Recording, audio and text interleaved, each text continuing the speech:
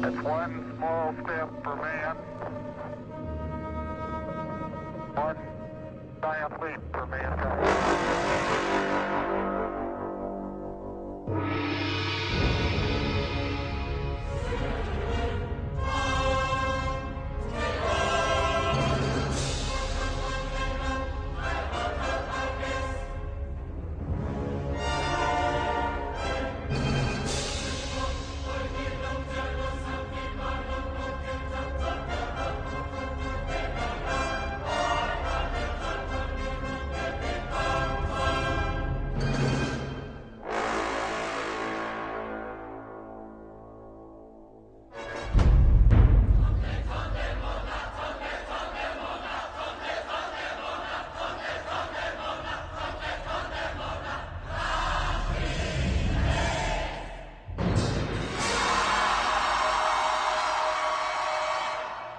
We have an unidentified flying object.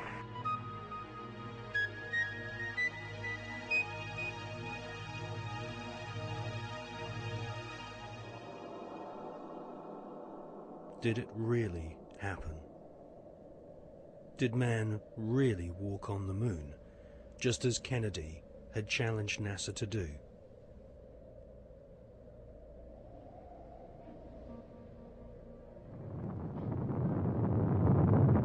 We choose to go to the moon in this decade and do the other things, not because they are easy, but because they are hard. The photos of Apollo 11 moon landing have been criticized as being too perfect and looking like they've been photographed inside a TV studio with spotlights. Bill Casing is an ex-Rocketdyne engineer who points out that there should be a blast crater underneath the lunar module, but there isn't. Award-winning filmmaker and photographer David Percy has written a book called Dark Moon, which shows that the famous Apollo 11 photographs were all shot using multiple light sources, something which can't happen if the astronauts were really on the moon.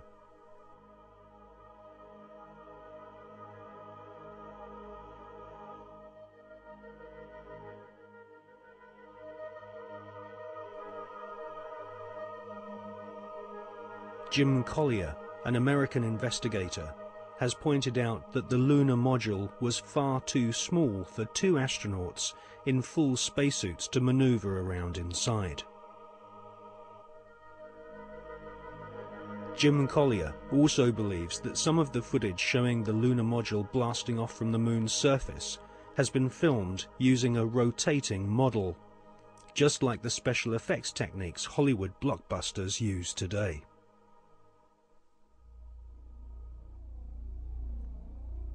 Now, for the first time on film, we present new evidence which proves that at least some of the official NASA photographs taken on the lunar surface are definitely faked, or at the very least, heavily manipulated.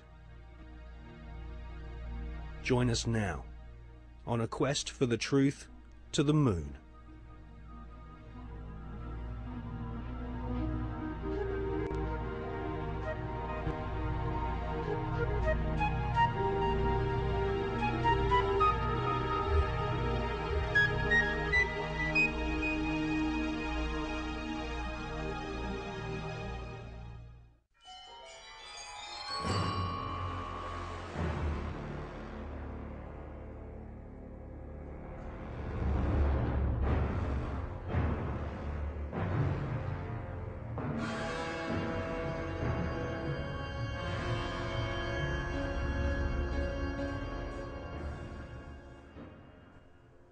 In this film, we shall not only prove beyond all reasonable doubt that many of the official NASA images of lunar exploration are fake, but we shall also examine the motives for the biggest lie put before the world.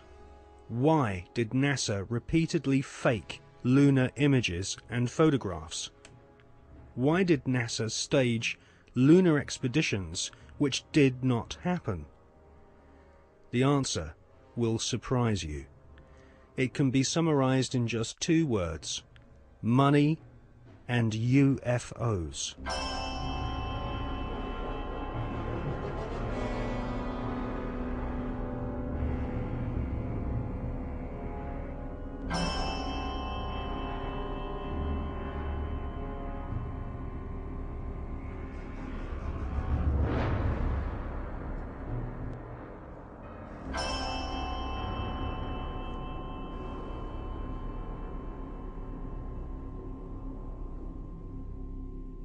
But before we look at the motives for lying on such a vast scale, let's look at where some NASA scientists came from.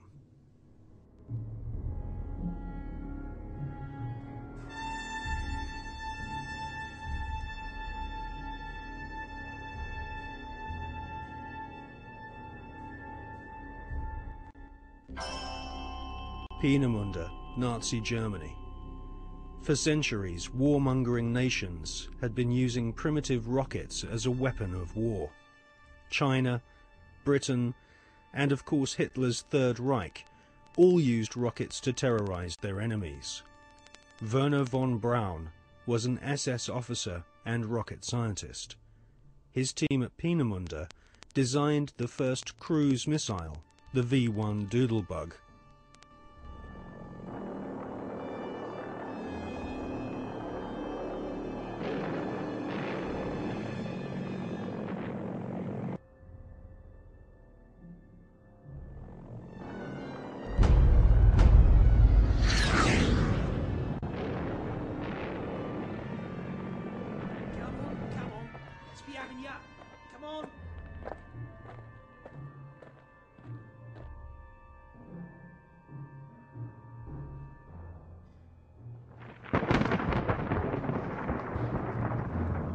The V-2 rocket was the forerunner to the Saturn V rocket, which would supposedly take man to the moon.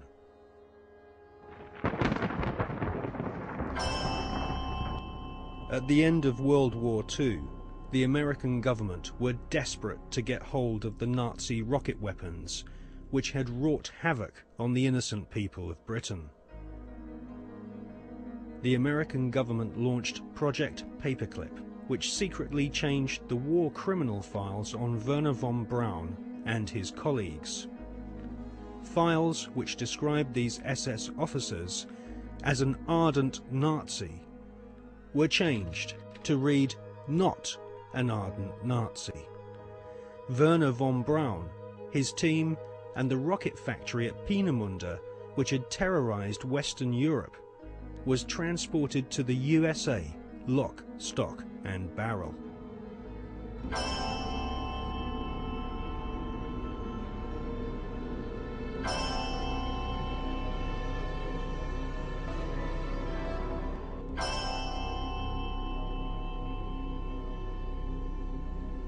It soon became clear that the Nazis had a secret space program at Peenemünde and Nordhausen. The Hannibal craft utilized alternative propulsion systems such as vril power, possibly back-engineered from recovered crashed flying saucers.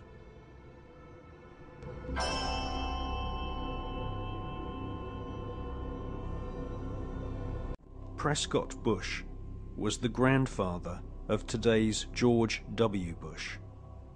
Whilst working with the Bank of America and the Jewish Warburg brothers in Wall Street, Prescott Bush helped arrange vast loans to the Third Reich. The Third Reich's space scientists used Jewish prisoners as slaves to build gigantic underground bases and manufacture the V-2 rocket, which would terrorize Europe during 1944 and 1945.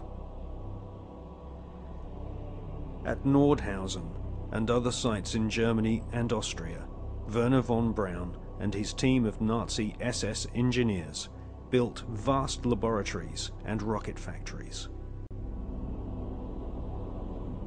The interior of an entire mountain was excavated to accommodate a secret space facility which was no less than 1 million square feet. It was here, at Nordhausen, in top-secret underground bases, that a huge number of experimental rocket ships and circular flying discs were developed.